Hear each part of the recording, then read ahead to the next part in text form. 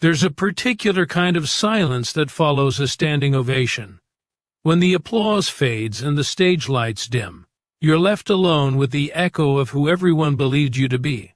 For Todd Suttles, that silence became deafening. Somewhere between the hymns and harmonies, between tour buses and television appearances, he lost sight of the man he promised God he would be. This isn't a story about a fall from grace, though that's how the headlines framed it. This is about what happens when the person singing about redemption realizes he desperately needs it himself, when the worship leader can't find words to pray, when the man who spent decades helping others find their voice suddenly goes silent because he doesn't recognize his own anymore. Todd Suttles made a choice that stunned many. He chose honesty over reputation. He chose the long road of accountability over the quick exit of resignation.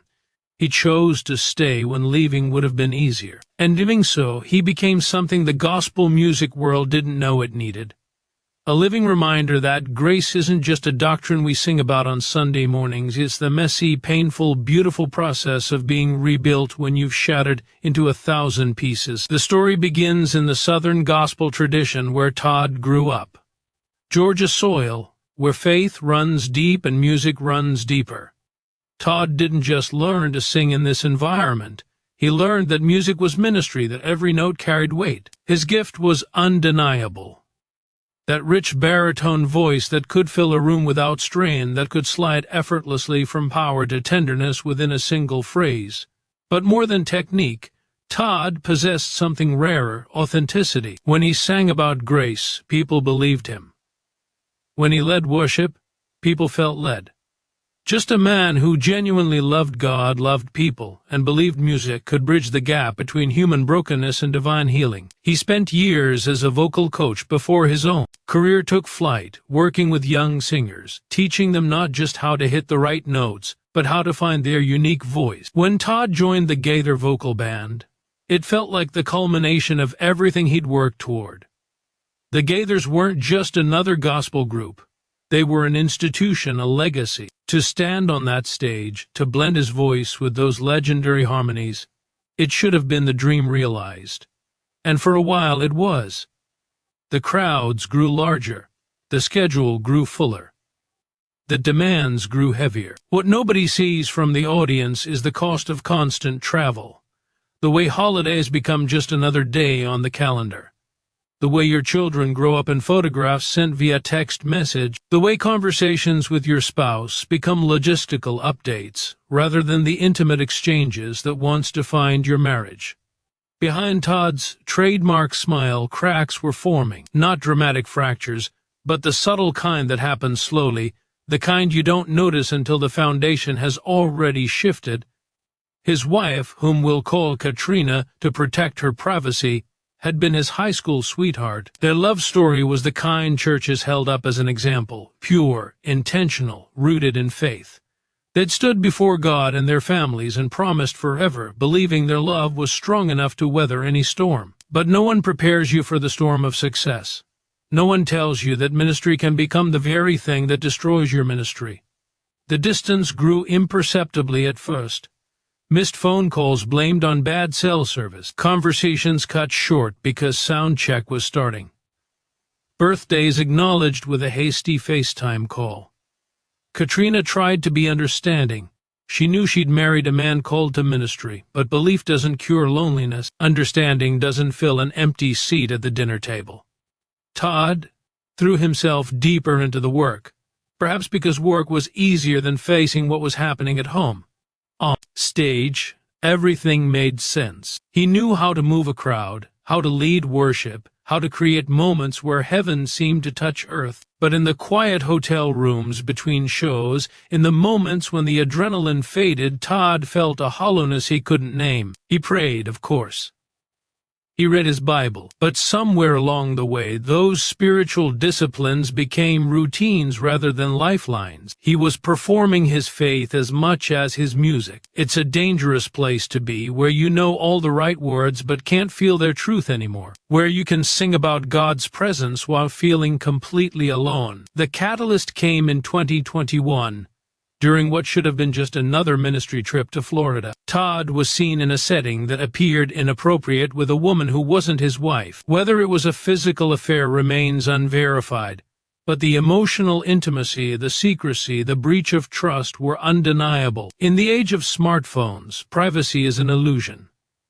Someone captured footage, someone shared it online. Within hours, what had been a private failing became public spectacle. The Christian blogosphere erupted with speculation and judgment. Headlines appeared: Gaither vocal band member faces allegations. Gospel singer's marriage in crisis. The comment sections filled with people certain they knew exactly what had happened and what should happen next. Todd's initial response was brief: "I've made mistakes. I'm working through them with God and my family. I ask for your prayers and privacy." Then came silence. The Gaither vocal band quietly suspended his appearances. His social media accounts went dark. For 6 months, Todd Suttles disappeared from the public eye completely. The real work began. The work nobody sees. The work of sitting in a counselor's office and finally admitting truths you've been running from for years. The work of looking your wife in the eye and seeing the pain you've caused. The work of stripping away every excuse, simply saying, "I was wrong, I hurt you. I'm sorry." Katrina had every right to leave. She had grounds for walking away from a marriage that had become more performance than partnership. But Katrina made a different choice, one rooted in a faith that believed in resurrection. Not easy resurrection, but the hard, daily decision to believe that what was broken could be made whole again. The counseling sessions were brutal. Healing requires honesty, and honesty about our failures is one of the hardest things humans can offer. Todd had to confront patterns he'd been blind to for years. The way he'd used ministry as an escape. The way he'd prioritized other people's needs while neglecting his wife's. He had to face the reality that he'd become emotionally dependent on validation from stage and studio rather than finding his identity in his relationship with God and his family. Katrina had her own work to do, her own wounds to address, the loneliness she'd carried, the resentment she'd suppressed. Together they had to learn a completely new way of relating to each other. Not as the starry-eyed teenagers they'd been, but as two broken adults choosing, day by painful day, to try again. There were no guarantees. Recovery isn't linear. There were good days when hope felt real and bad days when divorce seemed inevitable. There were moments of genuine connection followed by weeks of awkward distance. The messy reality of two imperfect people trying to build something healthy from the ruins. During those months away from the spotlight, Todd had to answer the question every performer dreads: who am I when no one's watching? He'd built his identity around being a worship leader, a singer, a public figure. Without those roles, he felt untethered. In that void, he rediscovered something he'd lost: the simple practice of worship without an audience. He started keeping a journal, pouring out his pain and confusion.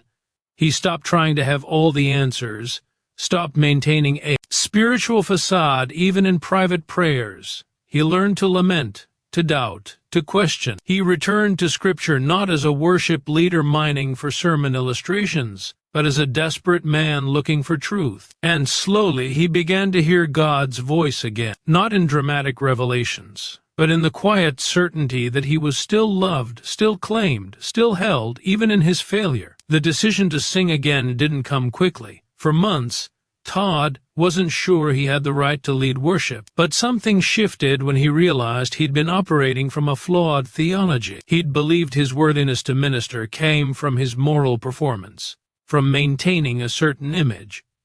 But that's not grace. That's works righteousness dressed in worship leader clothing.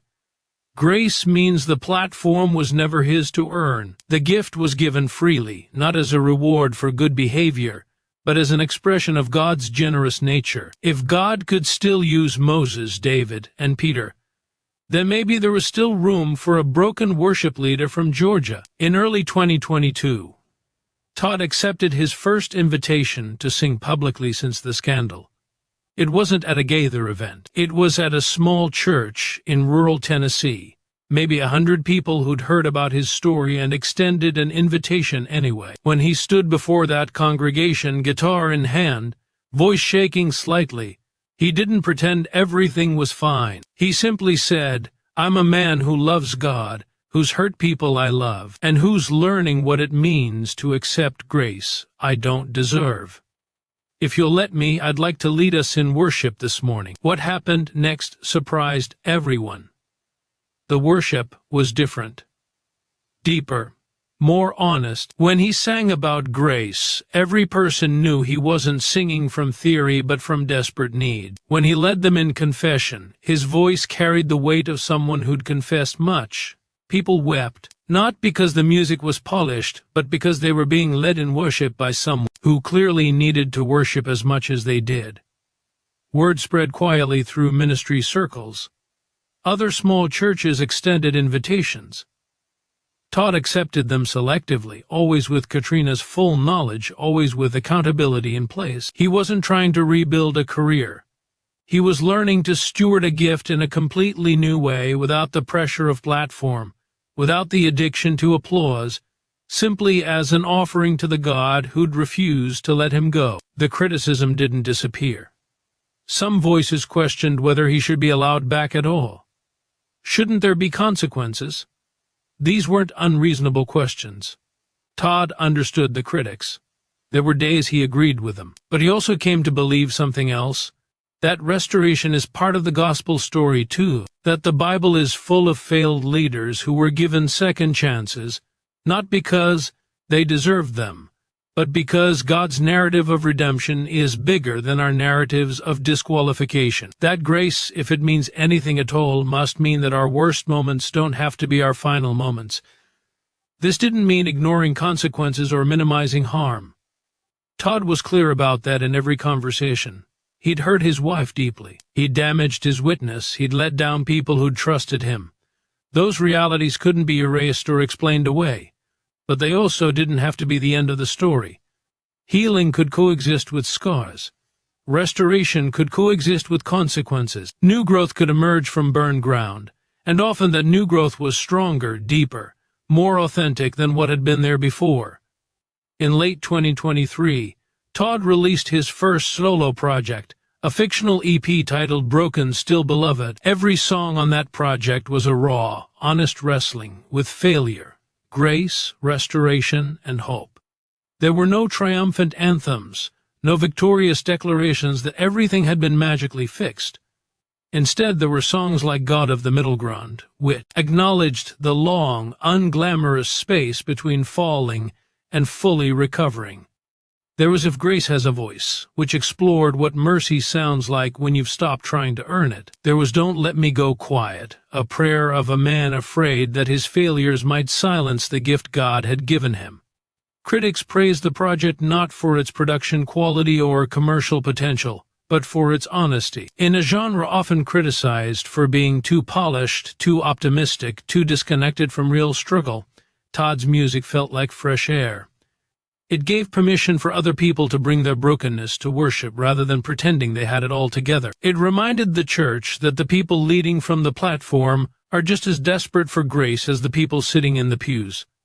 Today, Todd's life looks dramatically different from his Gaither vocal band days. He serves as a part-time worship director at a church in Georgia, a congregation that knows his full story and chose to embrace him anyway. He leads men's retreats focused on emotional health, marital faithfulness, and learning to recognize the warning signs of compromise before they become full-blown crises. He meets regularly with young worship leaders and musicians, not to teach them technique, but to help them build the kind of life structure that can sustain a public ministry without destroying their private relationships. He's written and produced for other artists, content to work behind the scenes, using his gifts to serve without needing the spotlight. He's returned to a few Gaither events, though in a much more limited capacity, mostly doing background vocals and writing, letting others take the lead.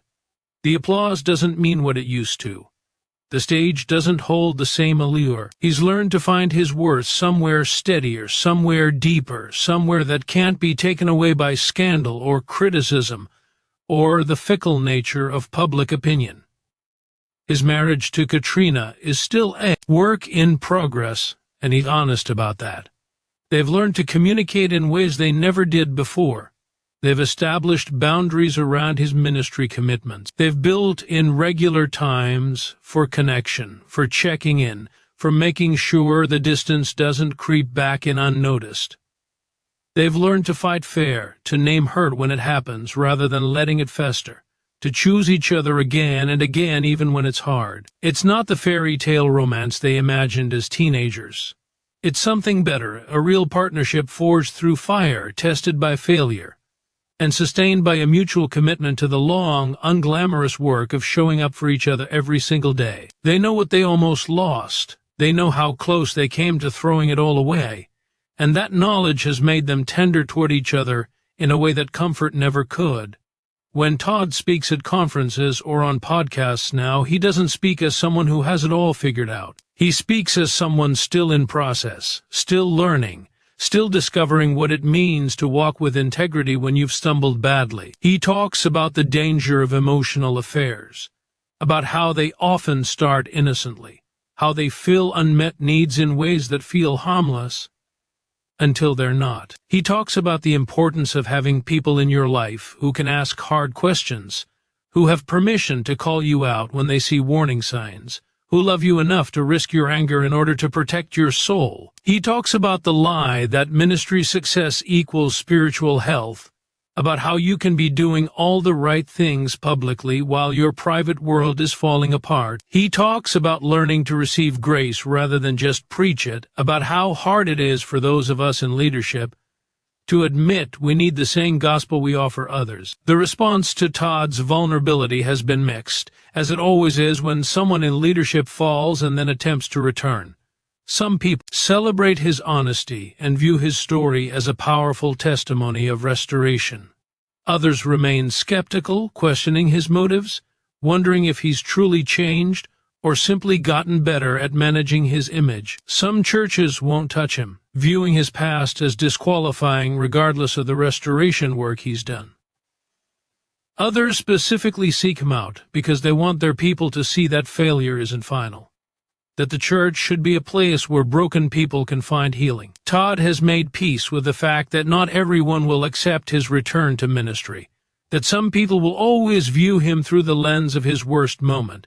He's learned that he can't control others' opinions or reactions. All he can do is walk faithfully in the path God has set before him, stewarding his gifts with integrity, being honest about his struggles, and trusting that God's assessment matters more than public opinion. What makes Todd's story particularly powerful is what it reveals about the broader culture of Christian ministry. For too long, we've operated with an unspoken expectation that leaders should be beyond struggle, that pastors and worship leaders and ministry professionals should somehow be immune to the temptations and failures that plague the rest of us. We put them on pedestals, expect them to have perfect marriages and perfect kids and perfect spiritual lives, then act shocked and betrayed when we discover they're human. This dynamic creates an impossible situation where leaders feel they can't be honest about their struggles for fear of losing their positions, their credibility, their livelihoods. So they hide their pain, medicate their stress, and maintain the facade until everything implodes spectacularly. Then we punish them for the very thing our unrealistic expectations helped create. Todd's willingness to be honest about his failure, to walk through the mess publicly rather than disappearing quietly, challenges this toxic dynamic. He's saying, yes, leaders should be held to high standards. Yes, there should be accountability and consequences for broken trust, but there should also be room for restoration, for healing, for the kind of grace we claim to believe in. His story raises important questions for all of us, whether we're in ministry or not.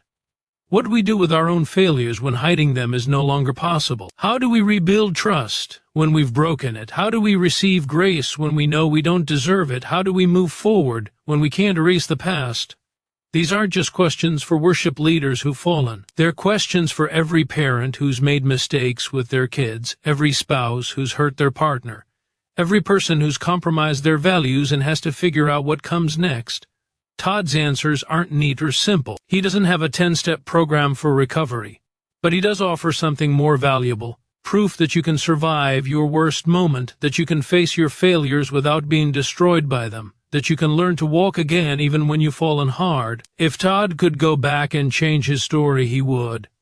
He wishes he'd made different choices, established better boundaries, been more honest with himself and his wife about the struggles he was facing. He wishes he'd valued his marriage as much as he valued his ministry. He wishes he'd been braver about stepping away from opportunities when wisdom said he should. But he can't change the past. None of us can. All we can do is decide what we do with it, whether we let it destroy us or whether we allow it to become the very thing that makes us more human, more compassionate, more aware of our desperate need for grace.